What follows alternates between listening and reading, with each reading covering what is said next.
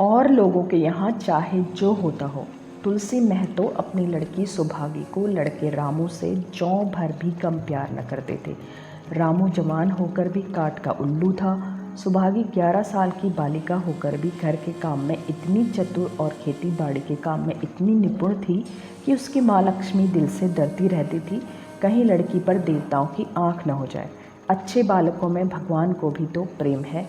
कोई सुभागी का बखान न करे, इसलिए वह अनायास ही उसे डांटती रहती। बखान से लड़के बिगड़ जाते हैं, यह भय तो न था। भय था नज़र का। वहीं सुभागी आज 11 साल की उम्र में विधवा हो गई। घर में कोहराम मचा हुआ था।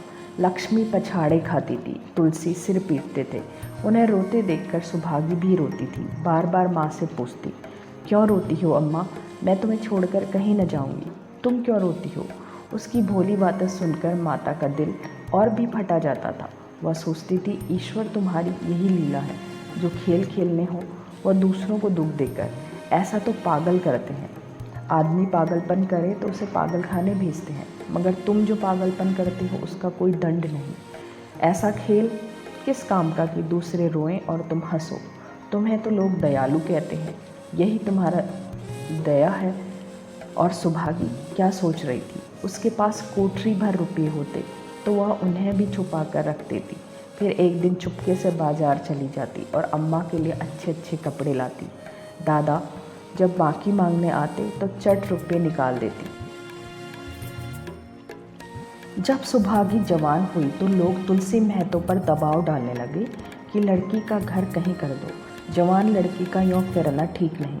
जब हमारी बिरादरी में इसकी कोई निंदा नहीं तो क्यों सोच विचार करते हो? तुलसी ने कहा, भाई मैं तो तैयार हूँ, लेकिन जब सुभागी भी माने। वह किसी तरह राजी नहीं होती। हरिहर ने सुभागी को समझाकर कहा, बेटी हम तेरे भले को कहते हैं। माँ बाप अब बूढ़े हुए हैं, उनका क्या भरोसा। तुम इस तरह कब तक बैठी रहोगी?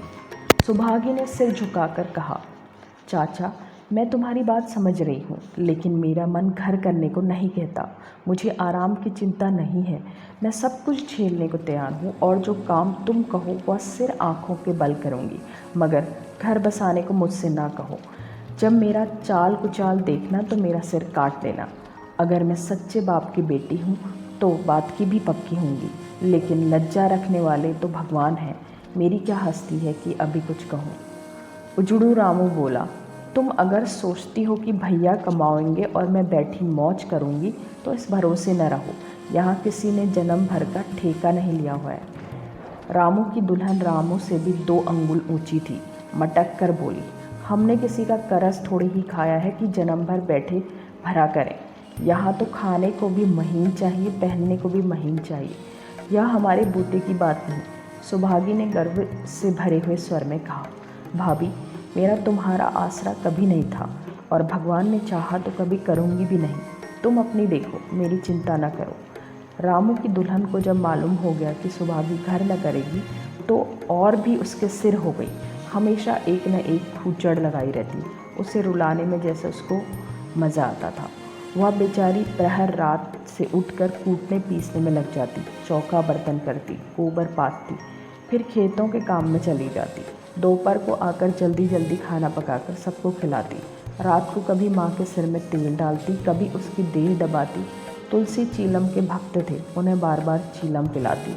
जहाँ तक अपना बस चलता माँ बाप को कोई काम न करने देती। हाँ, भाई को न रोकती। सोचती यह तो जवान आदमी है, यह काम न करेंगे तो गृहस्थी कैसे चलेगी। मगर रामू को यह बुरा लगता। अम्मा और दादा को तिनका तक नहीं उठाने देती और मुझे पीसना चाहती है। यहाँ तक कि एक दिन वह जामे से बाहर हो गया। सुभागी से बोला, अगर उन लोगों का बड़ा मुँह है तो क्यों नहीं अलग लेकर रहती हो, तब सेवा करो तो मालूम हो सेवा कड़वी लगती है कि मीठी। दूसरों के बल पर वाहवाही लेना आसान है, बहादुर वह है जो अपने बल पर काम करे। सुभागी ने तो कुछ जवाब न दिया। बात बढ़ जाने का भय था, मगर उसके माँ बाप बैठे सुन रहे थे। मैं तो से न रहा गया, बोले, क्या है रामू, इस गरीबन से क्यों लड़ते हो? रामू पास आकर बोला, तुम क्यों बीच में कूद पड़े? मैं तो उसको कहता था। तुलसी, जब तक मैं जीता हूँ तुम उसे कुछ नहीं कह सकते। मेरे पीछे जो चाहे करना, बेचारी का घर में रहना मुश्किल कर दिया। रामू, आपकी बेटी बहुत प्यारी है तो उसे गले बांध कर रखिए, मुझसे तो नहीं सहा जाता। तुलसी, अच्छी बात है, अगर तुम्हारी यह मर्जी है तो यही होगा। मैं कल गांव के आदमियों को बुलाकर बंटवारा कर दूंगा। तुम चाहे छूट जाओ, सुहागी कभी नहीं छूट सकती। रात को तुलसी लेटे तो वह पुरानी बात याद आई जब रामू के जन्मोत्सव में उन्होंने रुपये कर्ज लेकर जलसा किया था और सुभागी पैदा हुई तो घर में रुपये रहते हुए भी उन्होंने एक कौड़ी न खर्च की। पुत्र को रत्न समझा, पुत्री को पूर्व जन्म के पापों का दंड। वह रत्न कितना कठोर निकला और यह दंड कितना मंगलमय। दूसरे दिन महतो ने गांव के आदमी को जमा करके कहा, पंचो, अब रामू का और मेरा एक में निबाह नहीं होता। मैं चाहता हूँ कि तुम लोग इंसाफ से जो कुछ मुझे दे दो वह लेकर अलग हो जाऊँ। रात दिन की किचकिच अच्छी नहीं। गांव के मुख्तार बाबू सज्जन सिंह बड़े सज्जन पुरुष थे। उन्होंने रामू को बुलाकर पूछा, क्यों जी, तुम अपने बाप से अलग रहना चाहते हो? तुम्हें शर्म नहीं आती कि औरत के कहने से माँ बाप को अलग किए देते हो? राम राम। रामू ने ढिठाई के साथ कहा, जब एक में गुजर न हो तो अलग हो जाना ही अच्छा।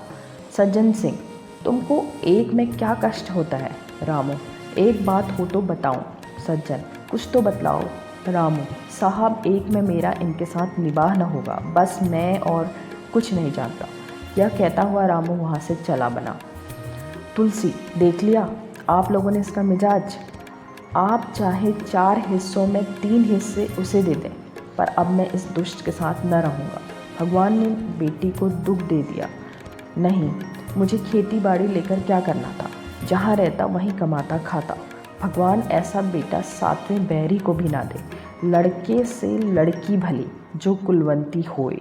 सहसा सुभागी आकर बोली, दादा, यह सब बाँट बखरा मेरे ही कारण तो हो रहा है। मुझे क्यों नहीं अलग कर देते? मैं मेहनत मजूरी करके अपना पेट पाल लूँगी। अपने से जो कुछ बन पड़ेगा तुम्हारी सेवा करती रहूँगी, पर रहूँगी अलग। यूँ घर का 12 बाँट होते मुझे नहीं देखा जाता। मैं अपने माथे का कलंक नहीं लेना चाहती। तुलसी ने कहा, बेटी, हम तुझे न छोड़ेंगे, चाहे संसार छूट जाए। रामू का मुंह नहीं देखना चाहता, उसके साथ रहना तो दूर रहा। रामू की दुल्हन बोली, तुम किसी का मुंह नहीं देखना चाहते तो हम भी तुम्हारी पूजा करने को व्याकुल नहीं है।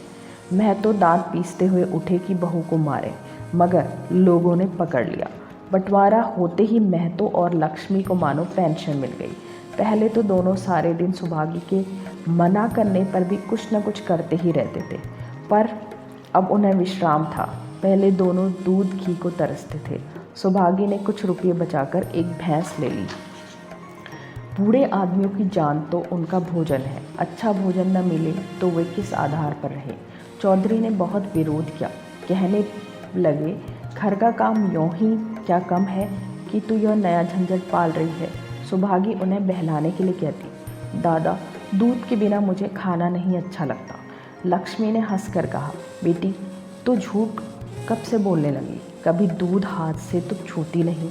खाने को कौन कहे, सारा दूध हम लोगों के पेट में ठूंस देती है। गांव में जहाँ देखो सब के मुंह में सुभागी की तारीफ। लड़की नहीं देवी है, 2 मर्दों का काम भी करती है, उस पर माँ बाप की सेवा भी की जाती है। सज्जन सिंह तो कहते यह उस जन्म की देवी है, मगर शायद महतो को यह सुख बहुत दिन तक न भोगना लिखा था। 7-8 दिन से महतो को जोर का ज्वर चढ़ा हुआ था। देह पर कपड़े का तार भी नहीं रखने देते। लक्ष्मी पास बैठी रो रही थी। सुभागी पानी लिए खड़ी है। अभी एक क्षण पहले महतो ने पानी पिया था, पर जब तक वह पानी लावे उनका जी डूब गया और हाथ पांव ठंडे हो गए। सुभागी उनकी दशा देखते ही रामू के घर गई और बोली, भैया चलो देखो, आज दादा न जाने कैसे हुए जाते हैं। 7 दिन से ज्वर नहीं उतरा। रामू ने चारपाई पर लेटे लेटे कहा, तो क्या मैं डॉक्टर हकीम हूँ कि तुम्हें देखने चलूँ? जब तक अच्छे थे तब तक तो तुम उनके गले का हार बनी हुई थी, अब जब मरने लगे तुम मुझे बुलाने आई हो। उसी वक्त उसकी दुल्हन अंदर से निकल आई और सुभागी से पूछा, दादा को क्या हुआ है दीदी? सुभागी के पहले रामू बोल उठा, क्या हुआ है? अभी कोई मरे थोड़े ही जाते हैं। सुभागी ने फिर उससे कुछ न कहा, सीधे सज्जन सिंह के पास गई। उसके जाने के बाद रामू हंसकर स्त्री से बोला, त्रिया चरित्र इसी को कहते हैं। स्त्री, इसमें त्रिया चरित्र की कौन बात है, चले क्यों नहीं जाते? रामू, मैं नहीं जाने का। जैसे उसे लेकर अलग हुए थे वैसे उसे लेकर रहें, मर जाएं तो न जाऊं। स्त्री हंसकर, मर जाएंगे तो आग देने तो जाओगे, तब कहाँ भागोगे? रामू, कभी नहीं, सब कुछ उनकी प्यारी सुभागी कर लेगी। स्त्री, तुम्हारे रहते वो क्यों करने लगी? रामू, जैसे मेरे रहते उसे लेकर अलग हुए और कैसे? स्त्री, नहीं जी, ये अच्छी बात नहीं है, चलो देख आवें। कुछ भी हो, बाप ही तो है, फिर गांव में कौन मुंह दिखाओगे? रामू, चुप रहो, मुझे उपदेश मत दो। उधर बाबू साहब ने जो ही महतो की बात सुनी तुरंत सुभागी के साथ भागे चले आए। यहाँ पहुँचे तो महतो की दशा और ख़राब हो चुकी थी। नाड़ी देखी तो बहुत धीमी थी। समझ गए कि ज़िंदगी के दिन पूरे हो गए, मौत का आतंक छाया हुआ है। सजल नेत्र होकर बोले, महतो भाई कैसा जी है? महतो जैसे नींद से जाकर बोले, बहुत अच्छा है भैया, अब तो चलने की बेला है। सुभागी के पिता अब तुम ही हो, उसे तुम ही को सौंपे जाता हूँ। सज्जन सिंह ने रोते हुए कहा, भैया मोहतो घबराओ मत, भगवान ने चाहा तो तुम अच्छे हो जाओगे। सुभागी को तो मैंने हमेशा अपनी बेटी समझा है और जब तक जीऊँगा ऐसा ही समझता रहूँगा। तुम निश्चिंत रहो, मेरे रहते सुभागी या लक्ष्मी को कोई तिरछी आँख से न देख सकेगा। और कुछ इच्छा हो तो वह भी कह दो। महतो ने विनीत नेत्रों से देखकर कहा, और कुछ नहीं कहूँगा भैया, भगवान तुम्हें सदा सुखी रखे। सज्जन से, रामू को बुलाकर लाता हूँ, उससे जो भूल चूक हो क्षमा कर दो। महतो, नहीं भैया, उस पापी हत्यारे का मुंह मैं नहीं देखना चाहता। उसके बाद उदान की तैयारी होने लगी। रामू को गांव भर ने समझाया पर वह अंत्येष्टि करने को भी राजी न हुआ। कहा, जिस पिता ने मरते समय मेरा मुंह देखना स्वीकार न किया वह मेरा न पिता था न मैं उसका पुत्र हूँ। लक्ष्मी ने दाह क्रिया की। इन थोड़े से दिनों में सुभागी ने न जाने कैसे रुपये जमा कर लिए थे कि जब 13वीं का सामान आया तो गांव वालों की आंखें खुल गई। बर्तन, कपड़े, घी, शक्कर सभी सामान इफरात से जमा हो गए। रामू देख देख कर चलता था और सुभागी उसे जलाने के लिए ही सबको यह सामान दिखाती थी।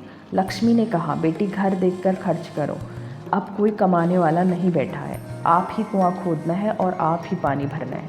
सुभागी बोली, बाबूजी के काम तो धूमधाम से ही होगा अम्मा, चाहे घर रहे या न रहे, बाबूजी फिर थोड़े ही आवेंगे। मैं भैया को दिखाना चाहती हूँ कि अबला क्या कर सकती है।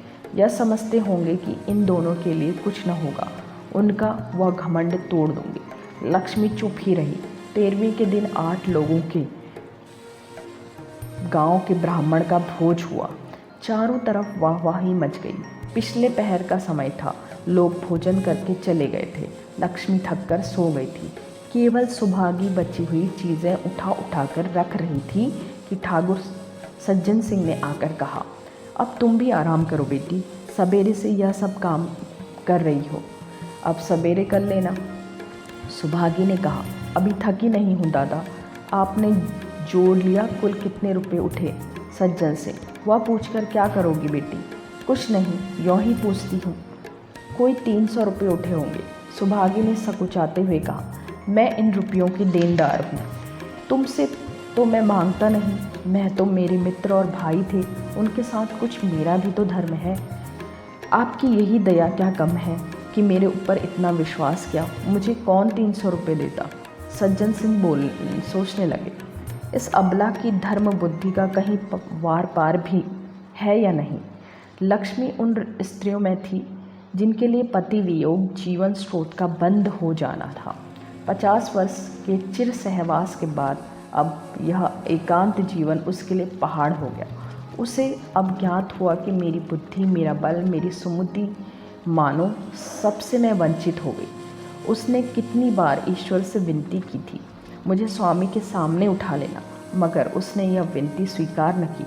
मौत पर अपना काबू नहीं तो क्या जीवन पर भी काबू नहीं है। वह लक्ष्मी जो गांव में अपनी बुद्धि के लिए मशहूर थी, जो दूसरों को सीख दिया करती थी, अब बौर ही हो गई, सीधी सी बात करते नहीं बनती। लक्ष्मी का दाना पानी उसी दिन से छूट गया। सुभागी के आग्रह पर चौके में जाती, मगर कौर कंठ से नीचे न उतरता।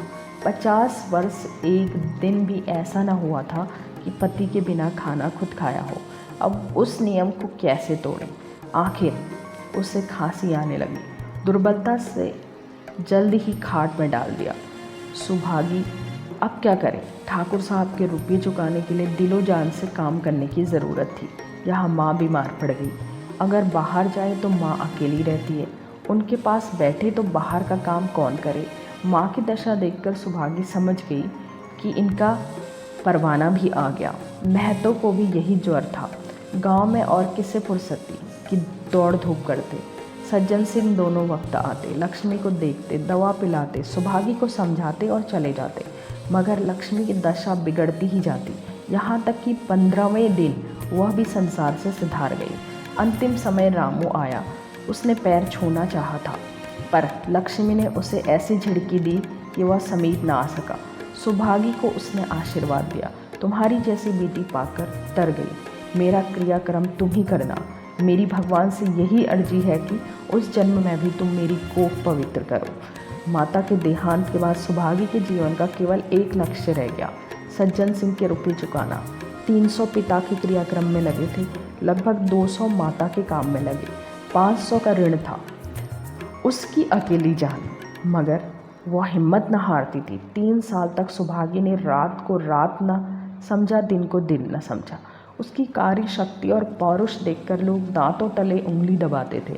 दिन भर खेती बाड़ी का काम करने के बाद रात को 4-4 पसेरी आटा पीसती। तीसरे दिन 15 रुपये लेकर वह सज्जन सिंह के पास पहुंच जाती। इसमें कभी नागा न पड़ता। वह मानव प्रकृति का अटल नियम था। जब चारों ओर से उसकी सगाई के पैगाम आने लगे, सभी उसके लिए मुंह फैलाए हुए थे।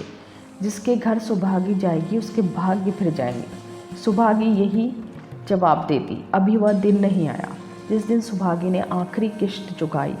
उस दिन खुशी का ठिकाना न था। आज उसके जीवन का कठोर व्रत पूरा हो गया। वह चलने लगी तो सज्जन सिंह ने कहा, बेटी तुमसे मेरी एक प्रार्थना है, कहो तो कहूँ, मगर वचन दो कि मानोगी। सुभागी ने कृतज्ञ भाव से देखकर कहा, दादा आपकी बात न मानूंगी तो किसकी बात मानूंगी? मेरा तो रोया रोया आपका गुलाम है। सज्जन सिंह, अगर तुम्हारे मन में यह भाव है तो मैं न कहूँगा। मैंने अब तक तुमसे इसलिए नहीं कहा कि तुम अपने को मेरा देनदार समझती रही थी। अब रुपये चुक गए, मेरा तुम्हारे ऊपर कोई एहसान नहीं, रत्ती भर भी नहीं। बोलो, कहूँ? सुभागी, आपकी जो आज्ञा हो। सज्जन सिंह, देखो इनकार न करना। नहीं, मैं फिर तुम्हें अपना मुंह न दिखाऊंगा। सुभागी, क्या आज्ञा है? सज्जन सिंह, मेरी इच्छा है कि तुम मेरी बहू बनकर मेरे घर को पवित्र करो। मैं जात पात का कायल हूँ, मगर तुमने मेरे सारे संबंध तोड़ दिए और अब मैं इन बंधन को नहीं मानता। मेरा लड़का तुम्हारे नाम का पुजारी है। तुमने उसे 12 देखा था। बोलो, मंजूर करती हो? सुभागी, दादा इतना सम्मान पाकर पागल हो जाऊंगी। सज्जन सिंह, तुम्हारा सम्मान भगवान कर रहे हैं बेटी, तुम साक्षात भगवती का अवतार हो। सुभागी, मैं तो आपको अपना पिता समझती हूँ। आप जो कुछ करेंगे मेरे भले के लिए ही करेंगे। आपके हुक्म को कैसे इनकार कर सकती हूँ? सज्जन सिंह ने उसके माथे पर हाथ रखकर कहा, बेटी तुम्हारा सुहाग अमर हो, तुमने मेरी बात रख ली। मुझसा भाग्यशाली संसार में और कौन होगा।